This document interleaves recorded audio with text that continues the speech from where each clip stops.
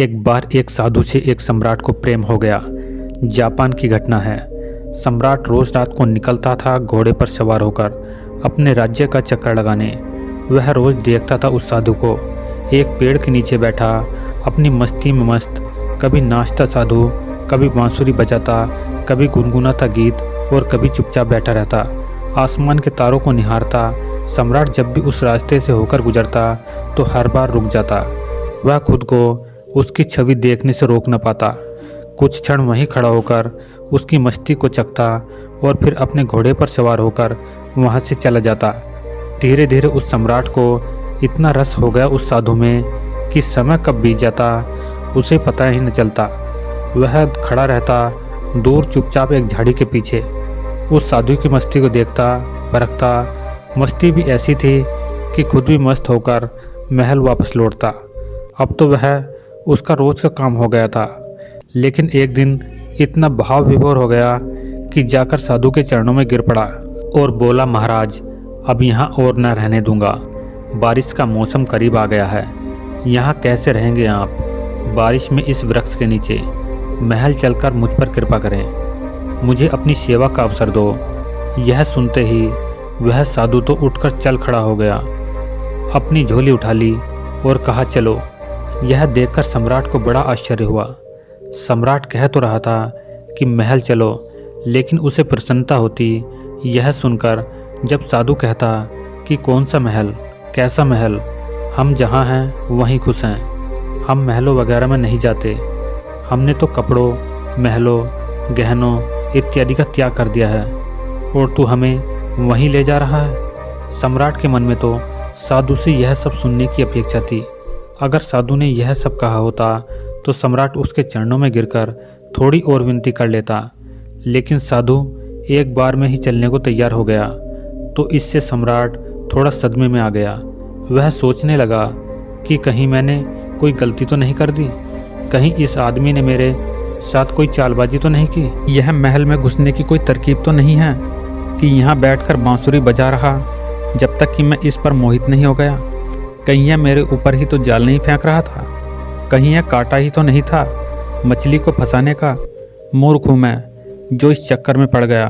अब तो कुछ बोल भी नहीं सकता। इसने एक मौका भी तो नहीं दिया बोलने का। इसने एक बार यह भी तो नहीं कहा कि नहीं नहीं, मैं यहाँ बहुत मज़े में हूँ, क्या गर्मी क्या बरसात, हमारे लिए तो सब एक है। सम्राट ने साधु की तरफ देखते हुए मन ही मन सोचा, क्या साधु है, ये आराम की बात आते ही तुरंत मान गया।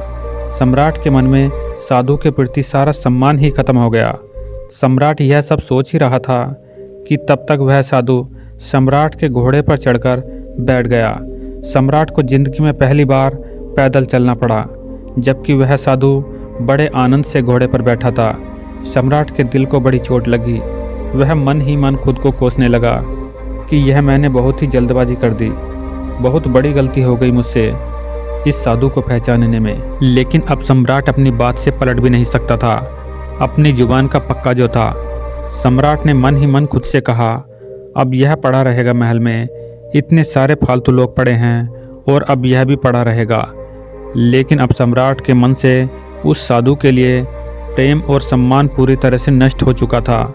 साधु तो महल में जाकर आराम से रहने लगा, लेकिन सम्राट की समस्या दिन प्रतिदिन बढ़ने लगी, क्योंकि वह साधु बड़ी मस्ती और आनंद में रहता था। सम्राट को साधु से ईर्ष्या होने लगी। जब यही साधु जंगल में वृक्ष के नीचे मस्त रहता था तो सम्राट के मन में तो उसके लिए आदर पैदा होता था कि वाह कैसा गजब त्यागी है, कुछ नहीं है फिर भी कितना खुश है। साधु तो वृक्ष के नीचे भी बांसुरी बजाता था और महल में भी वह बांसुरी बजाता था। बस फर्क इतना था कि जब वह मखमल के गद्दों में बैठकर बांसुरी बजाता था तो सम्राट की छाती पर सांप लौट जाते थे। यह सब देखकर कि कैसा आदमी मैं उठा लाया, यह कोई साधु है? सम्राट से भी ज़्यादा शान शौकत के साथ रहता है। सम्राट को तो कुछ चिंता फिक्र भी थी। आखिर उसका साम्राज्य, परिवार, धन दौलत सभी कुछ था, सैकड़ों चिंताएं थी उसे। लेकिन उस साधु को तो कोई चिंता ही ना थी। वह मस्त बांसुरी बजाए, नाचे गाए, अच्छा भोजन करे, अच्छे कपड़े पहने। 6 महीने तक किसी तरह सम्राट ने उसे बर्दाश्त किया। लेकिन बात बढ़ती चली गई, सहन से बाहर हो गई सम्राट के लिए। तो एक दिन सम्राट ने साधु से बोल ही दिया, महाराज एक प्रश्न पूछना था, अब मुझ में और आप में क्या फ़र्क है? साधु ने कहा, फ़र्क जानना चाहते हो? सम्राट ने कहा, जी महाराज। साधु ने कहा, तुम 6 महीने क्यों फालतू परेशान रहे? यह प्रश्न तुम्हें उसी समय पूछ लेना चाहिए था जब मैं तुम्हारे घोड़े पर बैठा था, क्योंकि मैंने तो देख ही लिया था कि यह प्रश्न तुम्हारे मन में उसी समय उठ गया था जब झोला उठाकर राजी हुआ था तुम्हारे साथ आने को। मैंने उसी समय तुम्हारा चेहरा पढ़ लिया था कि यह प्रश्न तो उसी समय तुम्हारे अंदर था। अरे मूर्ख, तुमने 6 महीने तक बेवजह अपनी छाती क्यों जलाई? वहीं पूछ लिया होता, मैं झोला रखकर फिर उसी पेड़ के नीचे बैठ जाता। कैसा संकोच, किस बात की लाज रखी तुमने? लेकिन मैं इंतजार कर ही रहा था कि आखिर कब तक तुम पूछते हो, तो फिर कल सुबह फ़र्क बता ही देता हूँ तुम्हें। लेकिन हाँ, नगर के बाहर जाकर बताऊंगा। अगली सुबह सम्राट जल्दी सोकर उठा, यह जानने को आखिर क्या फ़र्क है। सम्राट ने सोचा कि आखिर क्या फ़र्क हो सकता है। मुझे तो नहीं लगता, खाना जो मैं खाता हूँ वही वह खाता है और मुझसे भी ज़्यादा मांगे करता है कि ये लाओ वो लाओ। मैं जिस कमरे में रहता हूँ उससे भी आलीशान कमरे में रहता है। मेरा तो 2-3 नौकरों से काम चल जाता है और यह दिन भर 15 से 20 को उलझाए रखता है। इसकी ज़रूरतों का कोई अंत ही नहीं, मांगे ही चले जाता है। कपड़े शानदार पहनता है जिससे कोई देखे तो समझे कि यह मेरा कोई मंत्री इत्यादि है। यह स्वयं इस महल का सम्राट दिखाई पड़ता है। कम से कम महल के बाकी लोग मुझसे डरते तो हैं, लेकिन इसकी आंखों में तो डर नाम की कोई चीज़ ही नहीं है। बस पूरे दिन अपनी मस्ती में मस्त होकर बांसुरी बजाता रहता है।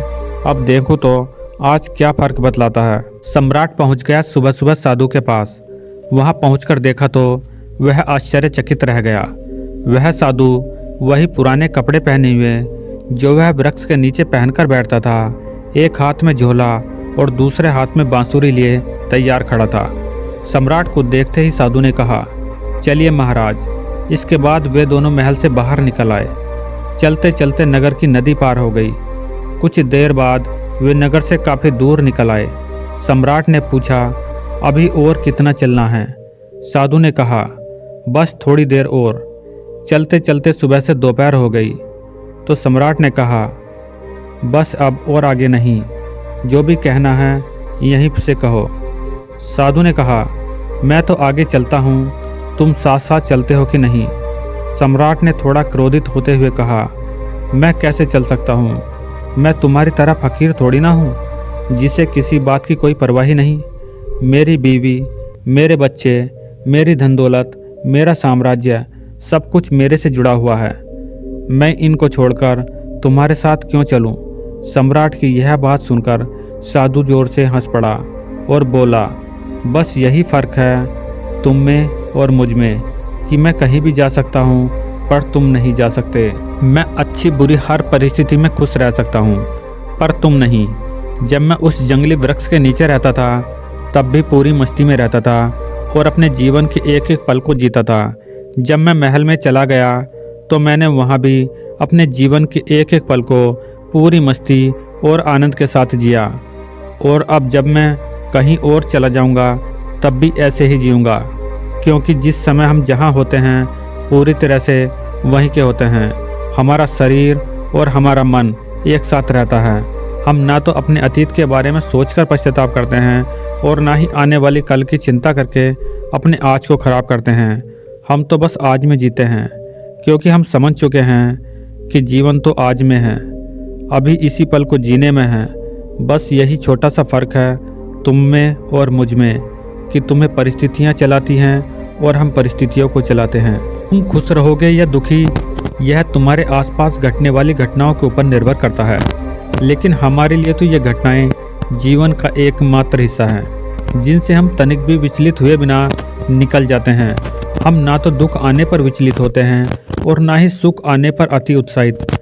हम हर परिस्थिति में खुद को स्थिर रखते हैं, क्योंकि हमने जान लिया है कि ना तो दुख सदा रहता है और ना ही सुख सदा रहता है। इसलिए हर हाल में मस्त रहते हैं। अचानक सम्राट को महसूस हुआ कि अरे यह मैंने क्या कर दिया, इतने अद्भुत आदमी को गवा दिया। 6 महीने इसके साथ रहा पर एक दिन भी सत्संग नहीं कर पाया। सत्संग करता भी क्या खाक। मेरे मन में तो बस यही सब चल रहा था कि यह तो एकदम साधारण आदमी निकला, खोटा सिक्का निकला जिसके ऊपर सोने की पालिश पुती हुई थी लेकिन अंदर से मिट्टी निकला। यह सब विचार आते ही सम्राट ने तुरंत साधु के पैर पकड़ लिए और कहा, नहीं महाराज, आगे नहीं जाने दूंगा।